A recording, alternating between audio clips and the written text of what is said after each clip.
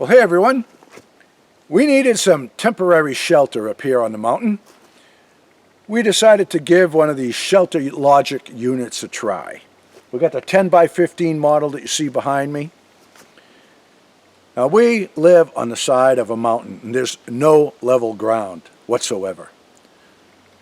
So I picked the levelest spot that I could find, and even at that, in a 10-foot width, the terrain drops about 16 inches.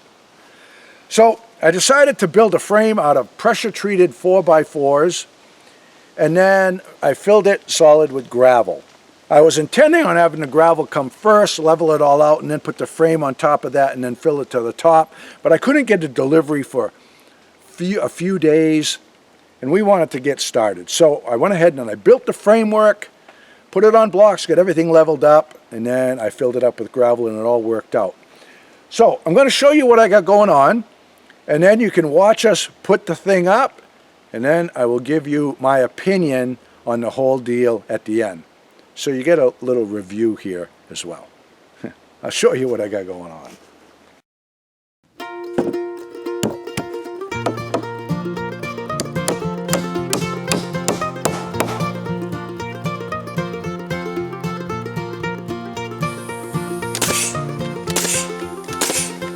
We've got it level, we've got it square.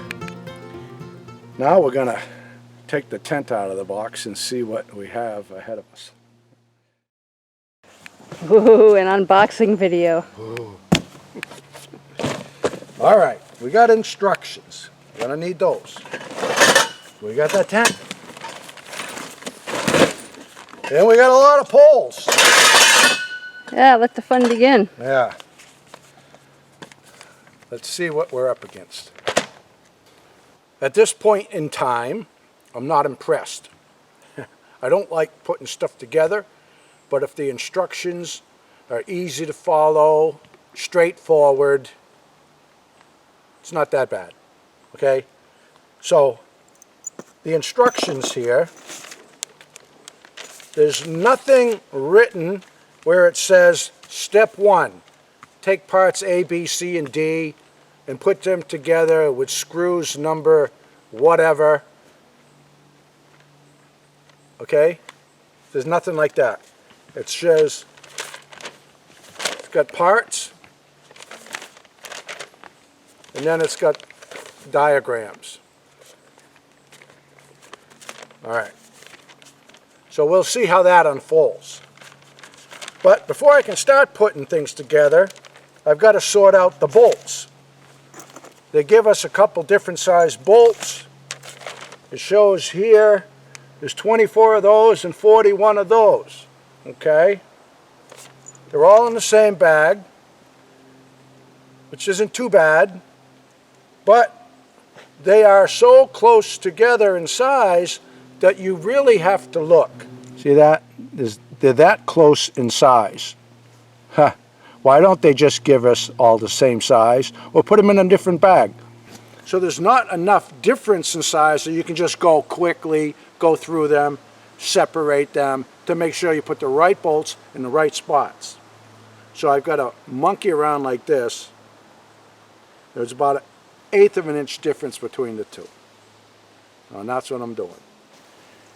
I think the reason they didn't give us any written instructions is so they don't have to put multiple languages. They don't have to give us it in English and in Espanol and all that. I said Espanol, not Espanol. Okay, now that we got our frame set up, we separated all of the parts and put them in piles. Okay? We did the same with the hardware. We got the long screws, the short screws, and all the other jazz. Okay, so we need 2 of those, 2 of those, 2 of those, and 1 of those. Let's put them together with those screws there, and we got a bracket that goes over there somewhere. Alright, okay, so we have 2 sets like this with those on the ends, and then 2 sets with the little feet on the ends. Those are all made. And then we had to abort because a huge thunderstorm came through. But it's past, getting back to the project.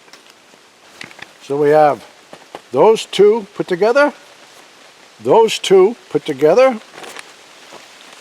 Next page shows we're going to put these little pieces in. So it's the number 599 and 598 put together with a bolt. We need 3 sections like that.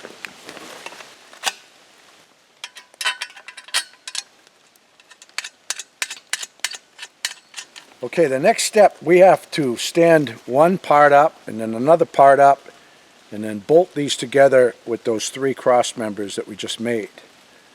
The directions say to use 3 people. We have 2 people and a border collie.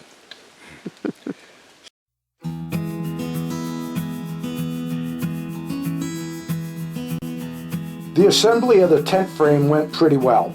All the parts were there and everything fit together like it should. My only gripe was the lack of written instruction. Many times we found ourselves guessing as to what the pictures were trying to show us. Some written instruction would have taken the guesswork out of the project and saved us some time. The company went cheap in this regard, and I found that annoying.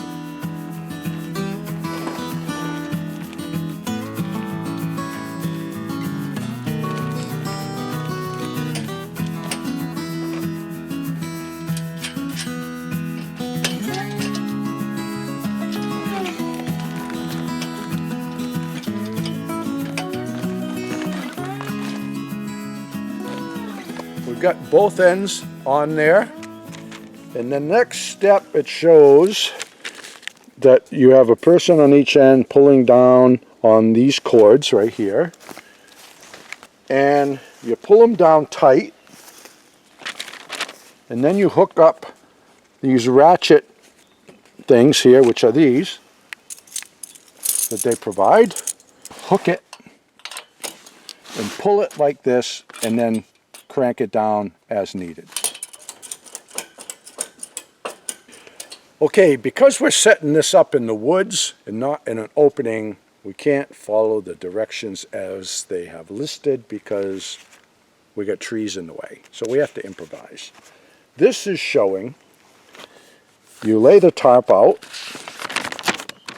then you fold over one end, then you slip these pipes through those pockets, and you tie a rope to the pipe,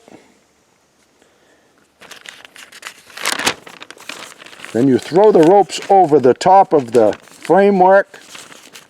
You got a guy on each corner, and you pull it over and line everything up and then secure the pipes to the frame.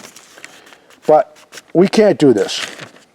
So I think we're just going to drape the tarp up over it, then put the pipes through it, and follow the directions from that point forward.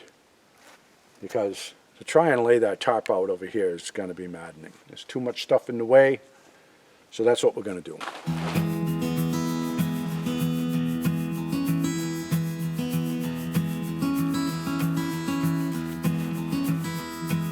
So the pipes just hanging here, right here.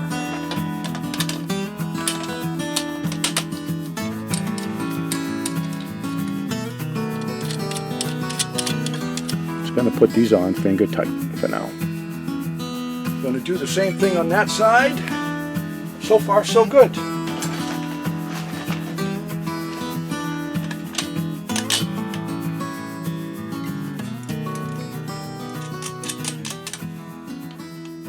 The next step was just to push these down as equally as possible. So I have, over here I've got roughly 4 inches, and do the same thing over there. Get it as close to equal on each side, and then I tighten these down. I bolted the feet right to the pressure treated frame. I made this frame here 10 by 15 because that's the size of the shed. So this comes down right to the edge, and this stuck out flat out here. So I bent it over, and then I put in a lag bolt going from there. So that'll hold better than having all the lag bolts just coming from one direction. Okay, it's holding from two directions. And that way this isn't poking out and poking a hole into here. Okay, as you can see here, the sides of the tent have ample length to it. Okay, maybe if you were putting this on the ground, you could bury this in the dirt.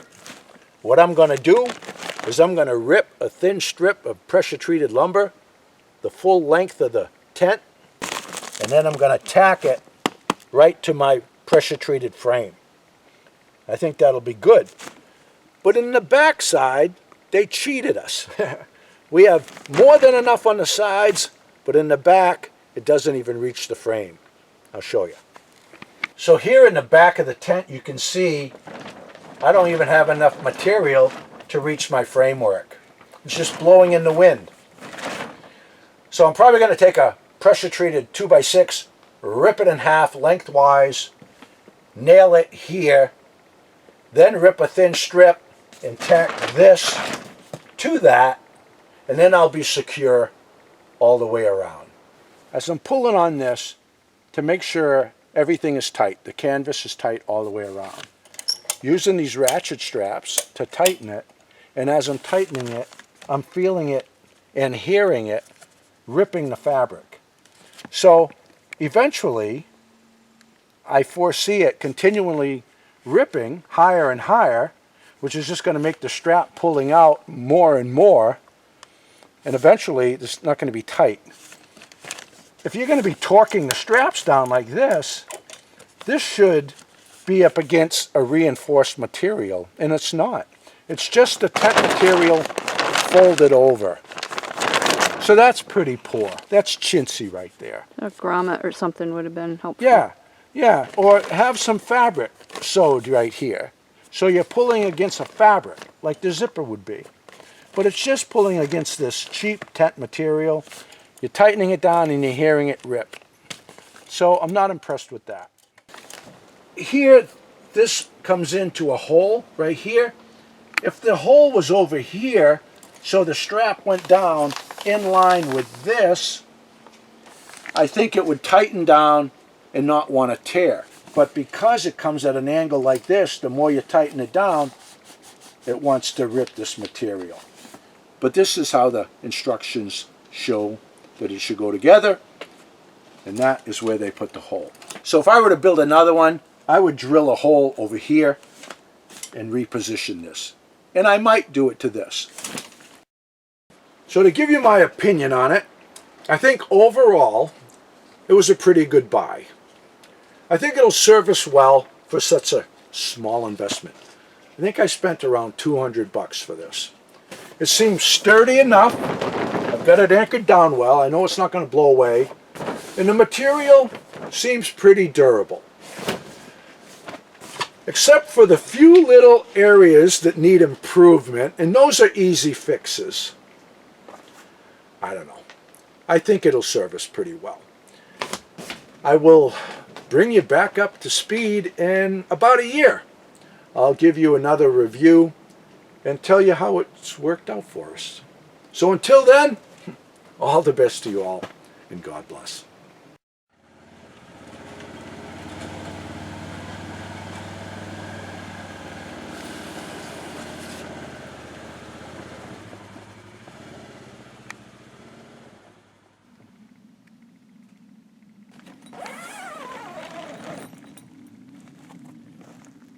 That'll work.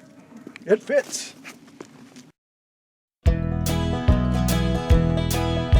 Frankie and the boss out walking in the woods, living life happy and free. Tracks in the snow everywhere they go. There's a pokey way up in that tree.